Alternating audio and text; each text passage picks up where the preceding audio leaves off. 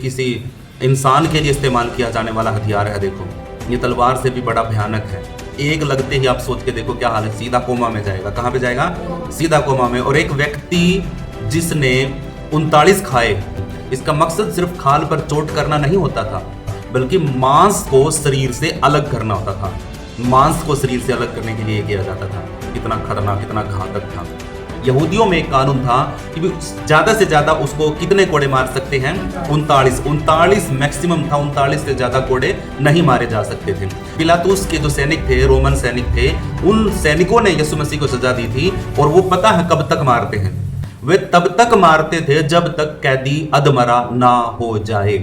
जब तक कैदी अधमरा ना हो जाए वो तब तक मारते थे। जब तक मारने वाले थक ना जाए तब तक भी वो मारते ही रहते थे।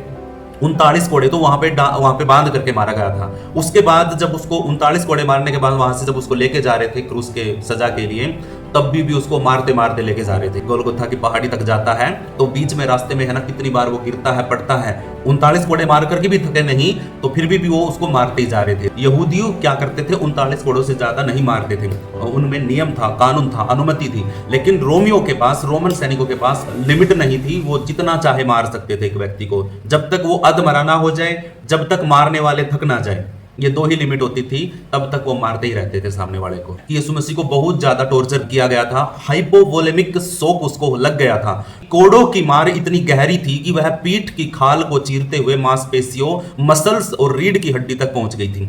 जब एक कोड़ा लगता था, ये कोड़ा जब किसी को लगेगा, जो मैंने आपको दिखाया है, जब ये कोड़ा किसी को लगेगा तो क्या उसका शरीर पे खाल खाल छुलेगी क्या उसकी?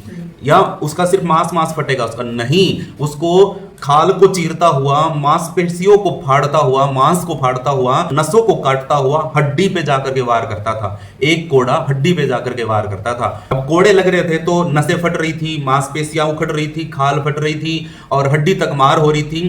तो शरीर के अंदर से खून और एक बॉडी के अंदर एक तरल पदार्थ होता है, तरल होता है, उसको बॉडी फ्लूइड बोलते हैं, वो भी उसका निकल चुका था शरीर का जब चोट लगती है। तो दिल क्या करता है? दिल खून को पंप करना बंद करने लग जाता है। यही कारण था कि वह अपना क्रूस खुद उठाने की स्थिति में नहीं थे और रास्ते में गिर पड़े थे। उनकी बॉडी के अंदर से है ना ब्लड इतना बह गया था कि वहां पर है ना, आपने कभी एक ऐसी जगह देखी होगी जहां पर बलि चढ़ाई जाती है मेमनों की, भेड़ों की, वो जगह है ना ऐसे रेड रेड रेड रेड लाल लाल हो जाती है ना। तो उस जगह यीशु मसीह को जहां पे कोड़े मारे गए थे ना, वो जगह ऐसे ही हो गई थी। उसके खून के छींटे है ना, वो जो बैठे थे वहां पर आसपास में, उनके चेहरे पर, उनके शरीरों पर, और जो कोड़े मार रहे थे वो भी लहूलुहान हो गए थे, क्योंकि उनको भी छींटे है ना उल्टा उनके ऊपर पड़ रहे थे यीशु मसीह के लहू के। यीशु मसीह जब भी थोड़ी दूर चलता था फिर गिर जाता था, फिर कोड़े लगते थे, फिर उठता था, फिर चलता था, फिर गिर जाता था। जहां तक वो क्रूस लेके जा सकता था चला, लेकिन जब बिल्कुल ही क्रूस उसके ऊपर गिर गया, फिर किसी को बुलाया, उसने उसका क्रूस उठाया और वो उस जगह तक उसको लेके गया। और यीशु मसीह को फिर भी मारते हुए लेके जा रहे थे। मेरा सिखाने का मतलब ये है, मकसद ये है कि अगर जब आप यीशु मसीह के उस दर्द को देखोगे कि जो उसने तुम्हारे लिए सहा,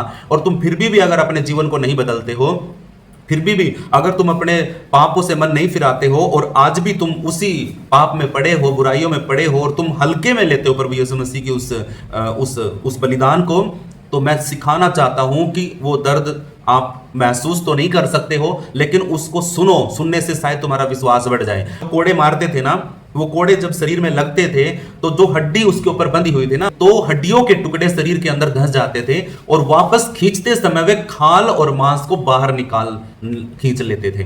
कोड़ा मारते ही वो अंदर धंस गया, और जब वो खींचा तो वो निकल नहीं रहा था। तो उस व्यक्ति ने इतनी जोर से खींचा कि मांस उखड़ करके किसी के मुंह पे गिरा, जा करके कुछ लटक गया शरीर के ऊपर ही, कुछ ऐसी खाल थी उधर गई थी। तो जब वो खड़ा था या चलता था यीशु मसीह, तो वो मांस जो था उसका हिलता था, कांप रहा था, शरीर पूरी बॉडी कांप रही थी। इंटरनल ऑर्गन्स तक दिखने लग जाते थे, अंदर की हड्डियां, स्पाइन्स वगैरह दिखने लग जाती थी। छाती पे लगे थे कोड़े, ऊपर नीचे, उसको कहीं जगह नहीं छोड़ी थी, पूरा छलनी कर दिया था। हड्डियां थी, रीढ़ की हड्डी थी, वो हड्डी सेम टू सेम ऐसे दिखने लगी थी, बाहर से ही हड्डियां दिखने लगी थी। ऐसा हाल यीशु मसीह का किया गया था। यशायाह की पुस्तक 52 अध्याय और उसका 14 वचन में लिखा है कि उनका रूप इतना बिगड़ गया था कि उन्हें पहचानना भी मुश्किल था। बॉडी शेप बदल गया था उसका, कहीं से कुछ उखड़ा पड़ा है, कहीं से कुछ दिख रहा है, आंखें, एक आंख तो फूटी गई थी उसकी, और सर पे मतलब बुरा हाल था, कोड़े लग करके खून बह रहा था, और मुंह का, फेस का, नाक पे, होठ पे, ठोडी पे, गाल पे, सब जगह पर यीशु मसीह को उखाड़ दिया था। ईसाया 53 का 5 वचन में लिखा है, उसके कोड़े खाने से हम चंगे हो जाएं। अब जब कोड़े की बात आती है तो जो मैंने आपको ऊपर 2-3 बातें बताई है ना, इन बातों को याद कर लेना कि वो कोड़ा क्या है। कोड़ा क्रूस से भी भयंकर था। कोड़े की सजा है ना, क्रूस से भी भयंकर थी। तो आप सोच के देखिए, शरीर को उधेड़ देना, ये कितनी बड़ी खतरनाक, एक बॉडी के लिए, एक शरीर के लिए कितना भयानक बात है। आज हम जिन भी प्रकार की बीमारियों का सामना करते हैं, जैसी जैसी बीमारियों का सामना करते हैं, तो वो सारी बीमारियों के लिए प्रभु यीशु मसीह ने कोड़े खाए हैं। और ये विश्वास है हमारा, क्या है? ये हमारा विश्वास है। और यशायाह 53 का 5 में लिखा गया है कि यीशु मसीह कोड़े खाएगा, और वो कोड़े हमारी बीमारी की चंगाई के लिए खाएगा।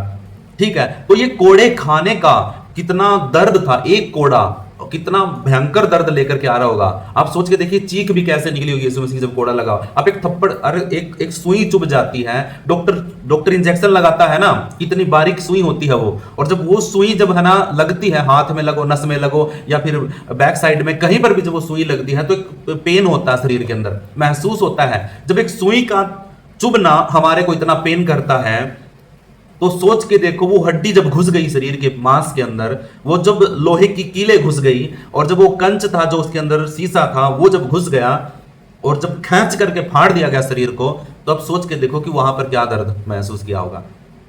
और एक बात और बताऊं आपको, अचानक से किसी का एक्सीडेंट हो जाए ना, तो वो दर्द महसूस नहीं होता है इंसान को, वो बाद में महसूस होता है। लेकिन जब तुझे पता है कि तेरी शरीर के ऊपर अभी लगेगा, अभी लगेगा, बस लगने वाला है, अब लगेगा, अब लगेगा, अब तुझे इस बात का डर है कि तुझे लगेगा, तुझे लगेगा, और जब लग जाता है, क्या करूं? चिल्लाऊं, हाथ पैर मारूं? हाथ दोनों बांध रखे थे यीशु मसीह के, क्या कर लेगा? कुछ भी नहीं, कमर पे लग रहा है। मैं शारीरिक पीड़ा के बारे में बता रहा हूं, यीशु मसीह की आत्मिक पीड़ा भी और शारीरिक पीड़ा भी।